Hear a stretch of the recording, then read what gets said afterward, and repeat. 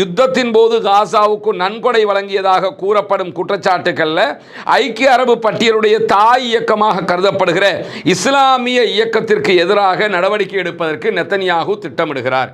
இந்த இயக்கத்துக்கு எதிராக நடவடிக்கை எடுத்தாங்கன்னா இதுல இருந்து பிரிஞ்சவங்க தான் மற்ற எல்லோருமே. ஈரானுக்கு எதிரான யுத்தம் முடிவுக்கு கொண்டு வருகிற ஒரு உடன்பாடு எட்டப்பட்டால் அரபு முஸ்லிம் நாடுகள் ஆபிரகாம் ஒப்பந்தத்தில் இணைந்து இஸ்ரேலோடு அமைதி ஒப்பந்தங்களில் கையெழுத்திட வேண்டும் என்கிற எதிர்பார்ப்பை அமெரிக்க அதிபர் டொனால்ட் ட்ரம்ப் வெளியிட்டு இருக்கிறார். இந்த யுத்தத்தில் ஈரான் தோல்வி அடைந்திருந்தால் எல்லா அரபு நாடும் இஸ்ரேலை தனிநாடாக அங்கீகரிச்சிருப்பான்.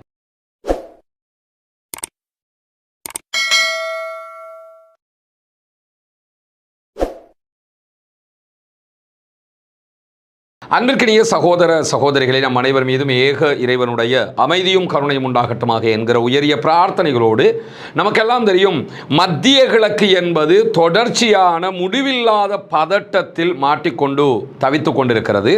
இந்த சூழலுக்கு முழு முதல் காரணமாக இருப்பதே யார் என்று சொன்னால் இஸ்ரேலிய ஆக்கிரமிப்பாளர்கள் தான்.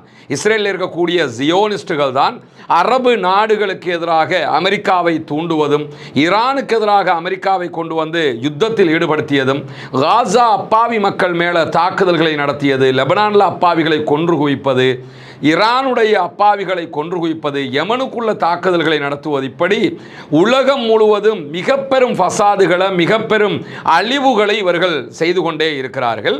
இந்த சூழ்நிலையில் தான் ஒரு 40 நாட்கள் ஈரானுடனான இஸ்ரேலிய ஆக்கிரமிப்பு இராணுவத்தினுடைய யுத்தம் நடைபெற்றது. அந்த யுத்தத்தின் போது இஸ்ரேல் அமெரிக்க ஆக்கிரமிப்பாளர்கள் தோல்வியை தழுவியிருக்கிறார்கள். அந்த தோல்வியை மறைப்பதற்காக எப்படியாவது ஒரு ஒப்பந்தத்தை செய்து கொள்வதும், அந்த ஒப்பந்தத்தின் ஊடாக நாங்கள் ஜெயிச்சிட்டோம் என்று சொல்வதும், அந்த வெற்றியை காரணம் காட்டி எதிர்வருகிற தேர்தல்களில் அவர்கள் அந்த நாட்டுக்குள் ஜெயித்துக் கொள்வதற்குமான ஏற்பாடுகளை செய்கிறார்கள். இந்த வழியில் பொதுவாகவே பெஞ்சமின் நெத்தன்யாகுவினுடைய அரசாங்கத்துக்கு வருகிற ஒரு பெரிய தலைவலி என்னன்னு கேட்டால், இஸ்ரேலுக்குள்ளே இருக்கக்கூடிய அரபு கட்சிகள், இஸ்ரேலுக்குள்ள முஸ்லீம்கள் சில பகுதிகளில் வாழ்ந்து கொண்டிருக்கிறார்கள். குறிப்பாக பாலஸ்தீன விடுதலை அமைப்பினுடைய மரணித்த முன்னாள் தலைவர்களில் ஒருவரும் பாலஸ்தீனத்தினுடைய பிரதமருமாக செயல்பட்ட ஷேக் இஸ்மாயில் ஹனியா அவர்களுடைய சகோதரி கூட இஸ்ரேலுக்குள்ளே தான் வாழ்ந்து வர்றாங்கிறது நமக்கு தெரியும். இந்த காசா வாரில் அவங்க ஹவுஸ் அரெஸ்ட் பண்ணப்பட்டாங்க. இப்படியான சூழலில் இஸ்ரேலுக்குள்ளே இருக்கக்கூடிய அரபு இஸ்லாமியர்களை ஒருங்கிணைத்து சில கட்சிகள் அங்கே செயல்பட்டு வருகின்றன. அந்த கட்சிகளுடைய பிரதிநிதிகளும் பாராளுமன்றத்திலே இருக்கிறார்கள், அவர்களுடைய நெசட்டிலே இருக்கிறார்கள். இந்த கட்சிகள் எப்பொழுதுமே நெத்தன்யாகுவுக்கு எதிராகவே செயல்பட்டு வருகிற காரணத்தினால இன்றைக்கு இஸ்ரேலிய பிரதமர் பெஞ்சமின் நெத்தன்யாகு இஸ்ரேலுடைய எதிர்வருகிற தேர்தலில் அக்டோபர் கடைசியில் நவம்பர் ஃபர்ஸ்ட் வீக்கில் பெரும்பாலும் இஸ்ரேலுக்குள்ள தேர்தல் வர வாய்ப்பு இருக்கிறது. அந்த தேர்தலில் அரபு கட்சிகள் பங்கேற்பதை தடை செய்வதற்கான ஒரு அரசியல் சட்டமூலத்தை கொண்டு வந்து பாராளுமன்றத்தில் நெசட்டில் நிறைவேற்றுவதற்கு தயாராகிறார் நெத்தன்யாகு என்கிற செய்திகளை இஸ்ரேலுடைய சேனல் 13 இன்றைக்கு வெளியிட்டிருக்கக்கூடிய செய்திகளில் நம்ம பார்க்க முடியும். இதற்கான காரணமாக இஸ்ரேலிய பிரதமர் பெஞ்சமின் நெத்தன்யாகு முன்வைக்கிற விவகாரம் என்னன்னு கேட்டால், காசா மீதான இஸ்ரேலிய ஆக்கிரமிப்பு இராணுவத்தினுடைய யுத்தம் நடக்கிற போது இஸ்ரேலிய ஆக்கிரமிப்பு அரசாங்கத்திற்கு எதிராக காசா அப்பாவிகளுக்கு ஆதரவாக அந்த அப்பாவிகளுக்கு தேவையான உதவிகளை எல்லாம் இஸ்ரேலுக்குள்ளே இருக்கக்கூடிய அரபு கட்சிகள் செய்து வந்தார்கள் என்பதுதான் இன்றைக்கு அவர்கள் சொல்லக்கூடிய காரணமாக இருக்கிறது. அதிலும் குறிப்பாக யுத்தத்தின் போது காசாவுக்கு நன்கொடை வழங்கியதாக கூறப்படும் குற்றச்சாட்டுக்களில் ஐக்கிய அரபு பட்டியலுடைய தாய் இயக்கமாக கருதப்படுகிற இஸ்லாமிய இயக்கத்திற்கு எதிராக நடவடிக்கை எடுப்பதற்கு நெத்தன்யாகு திட்டமிடுகிறார். இந்த இயக்கத்துக்கு எதிராக நடவடிக்கை எடுத்தாங்கன்னா இதிலிருந்து பிரிஞ்சவங்க தான் மற்ற எல்லோருமே. எனவே இவர்களும் தடை அவர்களும் தடை என்கிற மொத்த தடையை கொண்டு வந்து எதிர்வருகிற தேர்தலில் அரபு இஸ்லாமிய கட்சிகள் போட்டியிடுவதை தடுப்பதுதான் இஸ்ரேலுடைய நோக்கமாக இருக்கிறது. அப்படி செஞ்சால் மட்டும்தான் என்ன, சில நேரங்களில் தொங்கு பாராளுமன்றம் வந்துடும். இப்போ தமிழ்நாட்டில் விஜய்க்கு ஏற்பட்டுச்சா இல்லையா, ரொம்ப நெருக்கத்துக்கு வந்துட்டு ஜெயிக்க முடியலை, அதுக்கு பிறகு யாரையாவது சேர்த்துக்கிட்டு ஜெயிக்க வேண்டி வரும். அந்த இடத்துக்கு எதிர்கட்சியாக இருக்கிறவன் வரமாட்டான். ஆனால் இடையில இந்த கட்சிகள் ஜெயிச்சு வந்துடுது, இவங்களோட ஆதரவு யாருக்கு கிடைக்குமோ அவங்க தான் ஆட்சி அமைக்கிற மாதிரி இருக்கும். அந்த மாதிரி நிலைமைகள் வந்து விடாமல் இருக்கணும்னா இவங்களை நம்ம தடை பண்ணிடணும் என்பதற்காக இந்த ஏற்பாட்டை இஸ்ரேல் செய்கிறது என்கிற செய்திகள் தற்போது வெளியாகி இருக்கக்கூடிய நிலையில் இன்றைக்கு மிக முக்கியமான ஒரு தடாலடி அறிவிப்போடு அமெரிக்க அதிபர் டொனால்ட் ட்ரம்ப் சில செய்திகளை வெளியிட்டிருக்கிறார். ஈரானுக்கு எதிரான ஒரு உடன்படிக்கையை செய்து கொள்வதற்கு அமெரிக்கா எத்தனித்துக் கொண்டிருக்கிறதுங்கிற நமக்கு தெரியும். எப்படியாவது ஈரானை சைலண்ட் மூடுக்கு கொண்டு வரணும், நாங்கள் சொல்றதெல்லாம் ஈரான் கேட்கணும், அந்த அடிப்படையில் ஒரு லாக் பண்ணி ஈரானை வச்சுக்கிட்டு ஒரு ஒப்பந்தத்துக்கு போகணுங்கிறதுக்காகத்தான் அமெரிக்கா பல முயற்சிகளை எடுக்கிறது. குறிப்பாக ஹொர்முஸ் பகுதிகளில் அமெரிக்காவுடைய படைகள் இன்னும் நின்று கொண்டிருக்கின்றன. ஈரானுக்கு எதிரான தடைகளை அவர்கள் செய்து கொண்டிருக்கிறார்கள். இதே நேரம் ஈரானும் அங்கிருக்கக்கூடிய கப்பல்களை நகர விடாம ஹொர்முஸை ஆண்டு கொண்டிருக்கிறது. குறிப்பாக ஈரானுடைய IRGC என்கிற புரட்சிகர காவலர் பிரிவோடு இணைந்து போகிற கப்பல்கள் பயணிக்க முடியும் என்கிற அறிவிப்பு வெளியானதுக்கு பிறகு கடந்த ஒரு 5 நாட்களாக பல நாடுகளும் IRGCயோடு பேசிக்கொண்டு அந்த பகுதிகளில் பிசினஸ் பண்ணி கொண்டிருக்கிற காட்சிகள் வெளியாகி இருக்கிறது. இன்றைக்கும் 32 கப்பல்கள் 24 மணி நேரங்களுக்குள்ளாக ஹொர்முஸ் பகுதியை கடந்து சென்றிருக்கின்றன, பயணித்திருக்கின்றன என்கிற செய்திகள் வெளியாகி இருக்கிறது. இப்படியான சூழலுக்கு மத்தியில் தான் ஈரானுக்கு எதிரான யுத்தம் முடிவுக்கு கொண்டு வருகிற ஒரு உடன்பாடு எட்டப்பட்டால் அரபு முஸ்லிம் நாடுகள் ஆபிரகாம் ஒப்பந்தத்தில் இணைந்து இஸ்ரேலோடு அமைதி ஒப்பந்தங்களில் கையெழுத்திட வேண்டும் என்கிற எதிர்பார்ப்பை அமெரிக்க அதிபர் டொனால்ட் ட்ரம்ப் வெளியிட்டு இருக்கிறார். ஆபிரகாம் ஒப்பந்தம்ங்கிறது இஸ்ரேலை தனி நாடாக அரபு நாடுகள் அங்கீகரிப்பதற்காக கொண்டு வரப்பட்ட ஒப்பந்தம். இப்பொழுது அமெரிக்காவினுடைய அதிபராக இருக்கிற டொனால்ட் ட்ரம்ப் இதுக்கு முன்னாடி அமெரிக்காவினுடைய அதிபராக இருக்கும் போது இந்த ஒப்பந்தத்தை கொண்டு வந்தார். கொண்டு வந்ததில் UAE ஐக்கிய அரபு அமீரகம் இருக்குதா இல்லையா, துபாய், அதை ஒட்டிய 7 நாடுகளை ஒட்டிய அந்த தலைமையாக இருக்கிற UAE அவங்க இந்த ஒப்பந்தத்தில் இணைஞ்சுக்கிட்டாங்க. பஹ்ரைன் இந்த ஒப்பந்தத்தில் இணைஞ்சுக்கிட்டாங்க. மொரோக்கோ இணைஞ்சுக்கிட்டாங்க. இந்த மாதிரி நாடுகள் எல்லாம் இந்த ஒப்பந்தத்தில் இணைஞ்சுக்கிட்டு இஸ்ரேலை தனி நாடாக அங்கீகரிச்சுக்கிட்டாங்க. ஆனால் அரபு நாடுகளுடைய ஒட்டுமொத்த நிலைப்பாடு என்னன்னு கேட்டால், இஸ்ரேல் என்றைக்கு பாலஸ்தீனத்தை தனி நாடாக அங்கீகரிக்கிறதோ அன்றைக்கு நாங்கள் இஸ்ரேலையும் தனி நாடாக அங்கீகரிக்க தயாராக இருக்கிறோம். பாலஸ்டைன் 1965களுக்கு முந்தைய நிலப்பரப்போடு இப்போ இருக்கிற பாலஸ்டைன் கிடையாது. 1965க்கு முன்னாடி எந்த பாலஸ்டைன் இருந்ததோ அந்த நிலப்பரப்பை பாலஸ்தீன நாடு என்று சொல்லி தனி நாடாக அறிவிக்க வேண்டும்.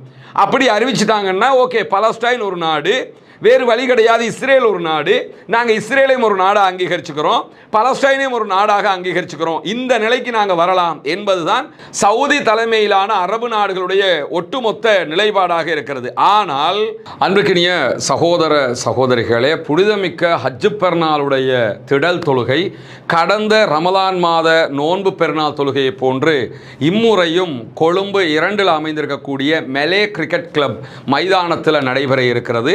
மெலே கிரிக்கெட் கிளப் மைதானம் சரியாக எங்கே இருக்குன்னு சொன்னால் கொழும்பு கொம்பனி தெரு ஸ்லேவ் ஐலண்டில் இருக்கக்கூடிய கோர்ட் நீதிமன்றம் இருக்கிறது.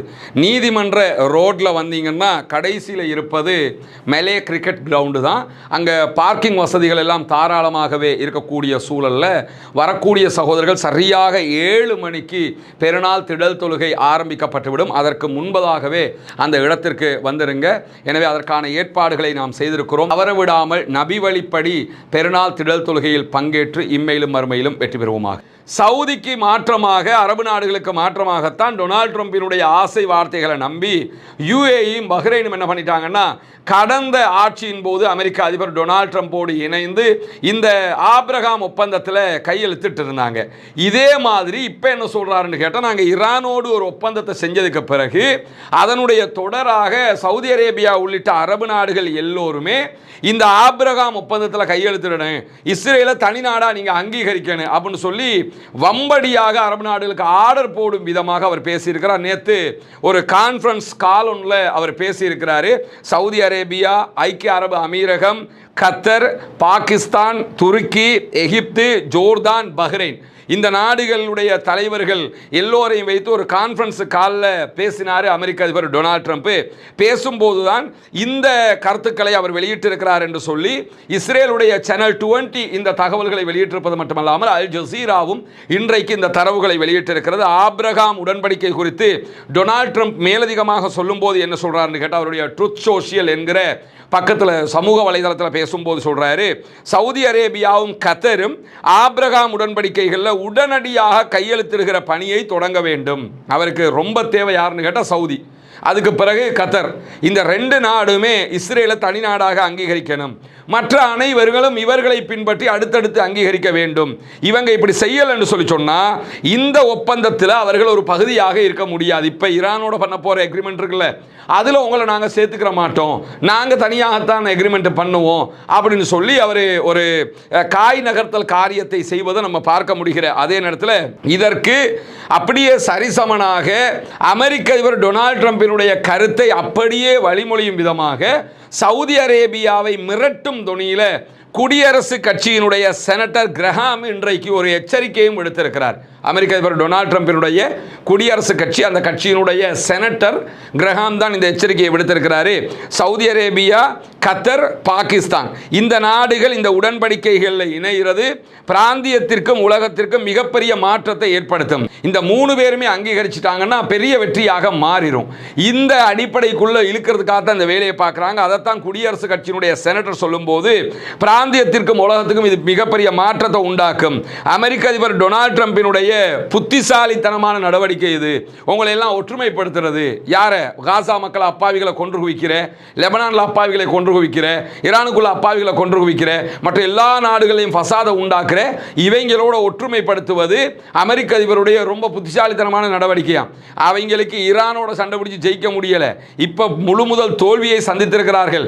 மத்திய கிழக்கின் ஜாம்பவானாக ஈரான் வளர்ந்து நிற்கிறது. இப்ப வந்து நின்றுகிட்டு ஆபிரகாம் ஒப்பந்தத்தில் இணைங்கிறாங்க. இன்கேஸ் இந்த யுத்தத்தில் ஈரான் தோல்வி அடைந்திருந்தால் எல்லா அரபு நாடும் இஸ்ரேலை தனிநாடா அங்கீகரிச்சிருப்பான். ஏன் அங்கீகரிச்சிருப்பான்னா ஈரான் தோத்துருச்சு, இஸ்ரேல் பெரிய ஜாம்பவானாக வளர்ந்துருச்சு, இனி செய்யறதுக்கு வழி இல்லை. அதனால தான் சவுதி அரேபியாவினுடைய உளவுத்துறையின் 20 ஆண்டு கால தலைவராக செயல்பட்ட ஷேக் துர்கி அவர்கள் கடந்த வாரம் விடுத்திருந்த அறிக்கையில் என்ன சொல்லியிருந்தார்னா, இந்த யுத்தத்தில் இஸ்ரேல் தோல்வி அடைந்தது நமக்கு மிகப்பெரிய சாதகமாக மாறிடுச்சு, இல்லைன்னா மத்திய கிழக்கிலே அவன் தான் பெரிய கையாக வளர்ந்திருப்பான் அப்படின்னு சொல்லியிருந்தாரு. இப்போ தோல்வி அடைஞ்சதுக்கு பிறகு இஸ்ரேலை ஜாம்பவானாக மாற்றுவதற்கு இந்த ஒப்பந்தங்களை எல்லாம் போட பார்க்கிறாரு அமெரிக்க அதிபர். ஆனால் ஈரான்காரன் தெளிவாக இருக்கிறான், நாங்கள் இப்படித்தான் வருவோம்னு. அரபு நாடுகள் என்ன செய்ய போகிறது என்கிற கேள்விகள் தான் இங்கே இருக்கிறது.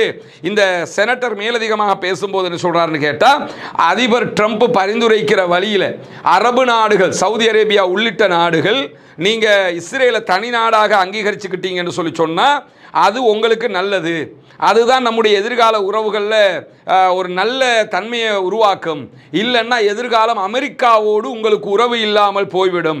எனவே இந்த சாதகமான முன்மொழிவை ஏற்றுக்கிட்டு நீங்கள் இஸ்ரேலை தனி நாடாக அங்கீகரிக்கணும், இல்லைன்னு சொன்னால் இது வரலாற்றில் மிகப்பெரிய தவறான கணிப்பாக மாறிடும் அப்படின்னு சொல்லி அவர் எச்சரிக்கை விடுத்துக்காரு. நீங்கள் சேர்ந்துக்கிறீங்க, இல்லைன்னா நம்ம 2 பேரும் இணைஞ்சு போக முடியாது. அமெரிக்காவோட நீங்கள் நட்பு பாராட்டணும்னா இஸ்ரேலை தனி நாடாக அங்கீகரிச்சுக்கணும். இது என்னடா இது கூத்து? இஸ்ரேலை ஏற்றுக்கிட்டதான் அமெரிக்காவோட நட்பா என்கிற விதமாக அரபு நாடுகளை நெருக்கிற வேலையை இப்போ பண்ணுறாங்க. தோத்து போனதுக்கு பிறகே இந்த ஆட்டம் போடுறான்னா ஜெயிச்சிருந்தான்னா என்ன ஆட்டங்களை போட்டிருப்பார்கள் என்பதை நம்ம புரிஞ்சுக்கிற அதே நேரத்தில் இன்றைய தினம் கத்தருக்கான ஒரு அவசர பயணத்தை ஈரானுடைய தலைவர்கள் மேற்கொண்டிருக்கிறார்கள். யுத்தத்தை முடிவுக்கு கொண்டு வருவதற்கான அமெரிக்க ஈரான் ஒப்பந்தம் தொடர்பாக பேச்சுவார்த்தைகளை கத்தரில் அவங்க நடத்துவதற்காக போயிருக்கிறாங்க. கத்தருடைய பிரதமரும் வெளியுறவுத்துறை அமைச்சருமாக செயல்படுகிற ஷேக் முகமது இப்னு அப்துல் ரஹ்மான் இப்னு ஜாசிம் அல் தானி அவர்களோடு மிக முக்கியமான பேச்சுவார்த்தை நடத்தப்படுகிறது. ஈரானுடைய உயர்மட்ட பேச்சுவார்த்தையாளர்களாக இருக்கிற முகமது பாகர் ஹலீபா, இவர் தான் ஈரானுடைய பாராளுமன்ற சபாநாயகர். அதே மாதிரி வெளியுறவுத்துறை அமைச்சர் அப்பாஸ் அராக்சி, இந்த 2 பேரும் சேர்ந்த ஒரு குழு தான் தோஹா கத்தாரை வந்தடைந்திருக்கிறது. மிக முக்கியமான பேச்சுவார்த்தைகளை நடத்துகிறார்கள். இந்த பயணம் தொடர்பாக தகவல் அறிந்திருக்கக்கூடிய ஒரு முக்கியமான அதிகாரி ராய்ட்டர் செய்தி சேவைக்கு சொல்லியிருக்கக்கூடிய தகவல்களை ராய்ட்டர் சொல்லியிருக்கிறாங்க. இந்த பேச்சுவார்த்தைகளில் முதன்மை பேச்சுவார்த்தையாக ஹொர்முஸ் ஜலசந்தி விவகாரம் இருக்கிறது. அதற்கு பிறகு ஈரான் இருக்கக்கூடிய செறிவூட்டப்பட்ட யுரேனியத்தை என்ன பண்றது என்பது தொடர்பாக பிரச்சனைகளை ஆராய இருக்கிறது கத்தரும் ஈரானும் என்கிற செய்திகள் வெளியாகி இருக்கிற அதே நேரத்தில் ஈரானுக்குள்ள ஆட்சி கவிழ்ப்பு ஆர்ப்பாட்டங்களை ஆர்கனைஸ் பண்ணியதற்காக ஆயுதமேந்திய குழுவினுடைய தலைவராக செயல்பட்ட ஒருவருக்கு மரண தண்டனை இன்றைக்கு நிறைவேற்றப்பட்டிருக்கிறது. ஈரானுடைய தஸ்னீம் நியூஸ் ஏஜென்சி இந்த செய்தியை உறுதிப்படுத்தி இருக்கிறது. ஆயுதமேந்திய குழுவினுடைய தலைவராக செயல்பட்ட அப்பாஸ் அக்பரி என்பவருக்கு தான் ஈரானுடைய உயர் நீதிமன்றம் இன்றைக்கு மரண தண்டனையை நிறைவேற்றி இருக்கிறது என்கிற செய்திகளும் வெளியாகி இருப்பதை என்பதை நம்ம பார்க்க முடியும். எனவே அரபு நாடுகளை எப்படியாவது இஸ்ரேலோடு இணைத்து இஸ்ரேலுக்கு கீழே அரபு நாடுகளை கொண்டு வருவதற்கான திட்டங்களை லாவகமாக செயல்படுத்த அமெரிக்கா முனைந்து கொண்டிருக்கிறது. குறிப்பாக அரபு நாடுகள் என்றாலே சவுதி அரேபியாவுக்கு கீழே இருக்கிறாங்க என்பதை தவிர்த்து சவுதியும் இஸ்ரேலுக்கு கீழே என்கிற நிலையை உருவாக்குவதுதான் அவர்களுடைய இந்த ஆப்ரஹாம் ஒப்பந்தத்தினுடைய தேவையாக இருக்கிறது. என்ன செய்ய போகின்றன அரபு நாடுகள் என்பதை பொறுத்திருந்து பார்ப்போம். அடுத்தடுத்த நிகழ்வுகளை உங்களுக்கு மத்தியிலே கொண்டு வந்து தருவதற்கு தயாராக இருக்கிறோம். தொடர்ந்தும் இணைந்திருங்கள். ரஸ்மின் அமேசி நியூஸ் மற்றும் ரஸ்மின் டாக்ஸ் ஆகிய 2 சேனல்களோடு. ஆக்கிரமிப்புகள் ஓய வேண்டும், ஆக்கிரமிப்பாளர்களும் ஓய வேண்டும் என்கிற பிரார்த்தனைகளோடு ஆக்கிரமிப்பாளர்களுக்கு எதிராக தொடர்ந்தும் ஜனநாயக ரீதியாக குரல் எழுப்புவோமாக. வாஹ்ரத அல்ஹம்துலில்லாஹி ரப்பில் ஆலமீன்.